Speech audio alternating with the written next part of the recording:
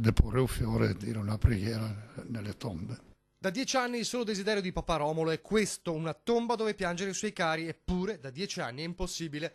Los Roques, la rabbia e il dolore, perché quei corpi sono lì, ma le pressioni dell'Italia sul Venezuela in 2 lustri non sono bastate e per Romolo non sarebbero mai state realmente fatte. I deputati senatori, in particolar modo di Venezia e di Treviso, secondo il mio modesto parere, hanno il dovere e sono stati votati per risolvere i problemi dei loro cittadini, ma mi pare che questo non venga fatto. Penso che bisognerebbe fare in modo che questa pressione nei confronti del governo locale sia non soltanto dell'Italia ma dell'Europa. Forse il passo da fare è che ci sia una pressione dell'intera Europa.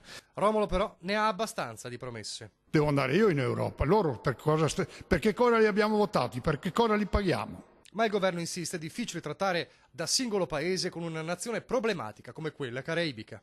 Potremmo esercitare questa pressione come continente e far capire quindi che non stiamo parlando di un caso specifico, di un caso locale. Credo che questo sia un passo che possiamo provare a realizzare in tempi anche brevi.